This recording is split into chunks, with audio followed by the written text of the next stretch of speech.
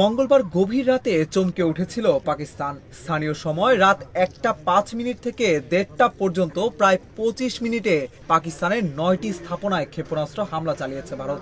ভারতের দাবি, গোয়েন্দা তথ্য অনুযায়ী সন্ত্রাসীদের আস্তানায় ছিল লক্ষ্যবস্তু। পাকিস্তান বলছে এতে 6টি স্থাপনা ক্ষতিগ্রস্ত হয়েছে।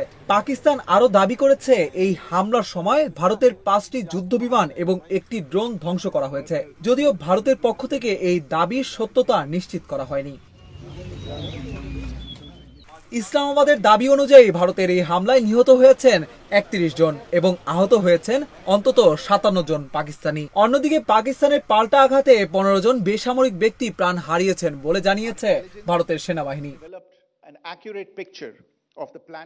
উত্তেজনার শুরু গত মাসেই। কাশ্মীরের পেহেলগামে সন্ত্রাসী হামলায় 26 জন পর্যটকের মৃত্যু হয়। ভারত বলছে এই হামলার পেছনে রয়েছে পাকিস্তানের প্রত্যক্ষ মদদ। তাদের হাতে পরিষ্কার প্রমাণ রয়েছে বলেও দাবি করে ভারত।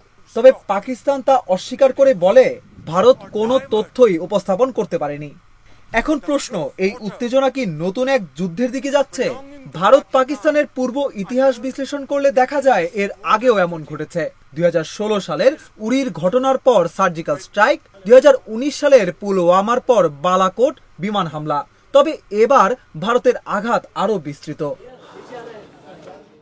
বিশেষজ্ঞরা বলছেন এবার ভারত সরাসরি সীমান্ত পেরিয়ে পাকিস্তানের পাঞ্জাব প্রদেশ পর্যন্ত গেছে। লক্ষ্যবস্তু ছিল লস্কর ই তয়বা, জৈশ-ই-মোহাম্মদ ও হিজবুল মুজাহিদিনের ঘাঁটি। ভারতের দাবি, ভাওয়ালপুরের জয়শ-ই-মোহাম্মদের সদর দপ্তর এবং মুজাফফরাবাদের লস্করের একটি ঘাঁটি ধ্বংস করা হয়েছে। পাকিস্তান অবশ্য সন্ত্রাসী ঘাঁটির অস্তিত্ব অস্বীকার করেছে। তবে ভারতের ইতিহাসবিদ শ্রীনাথ রাঘবান বলেছেন, অন্যান্য বারের চেয়ে এবারের হামলার প্যাটার্ন অনেকটাই আলাদা। এবার আন্তর্জাতিক সীমানা পেরিয়ে পাকিস্তানের পাঞ্জাবে হামলা হয়েছে। ভারতের সাবেক হাই কমিশনার অজয় বিসারিয়া বলেছেন, হামলাগুলো ছিল সুনির্দিষ্ট, গতবারের চেয়ে অনেক বেশি দৃশ্যমান। তাহলে কি আন্তঃসীমান্ত সংঘাত শুরু হতে যাচ্ছে? বিশেষজ্ঞরা বলছেন পাকিস্তানের প্রতিক্রিয়া অনিবার্য। বিসারিয়া বলেন, এখন চ্যালেঞ্জ হলো সংঘাতকে আরো গভীর হওয়া থেকে কিভাবে আটকানো যায়। ইসলামাবাদের বিশ্লেষক ইজাজ হুসেইন মনে করেন, সার্জিক্যাল স্ট্রাইক চালাতে থাকলে তা প্রচলিত যুদ্ধেও রূপ নিতে পারে। আমেরিকান গবেষক ক্রিস্টোফার ক্যারি বলেন, পাকিস্তান সামরিক স্থাপনাগুলোকেই লক্ষ্যবস্তু করতে পারে। তার মতে 2002 সালের পর এটাই সবচেয়ে বড় উত্তেজনা। তবে পাল্টা জবাব কি এখনই আসবে? বিশ্লেষক ওমর ফারুক মনে করেন, রাজনৈতিকভাবে পাকিস্তান বিভক্ত। ইমরান খানের কারাবাস সেনাবাহিনীর জনপ্রিয়তা কমিয়েছে। তবে মধ্য পাঞ্জাবে যদি ভারত বিরোধী মনোভাব বাড়ে, তাহলে সেনাবাহিনী হারানোর সমর্থন ফিরে পেতে পারে।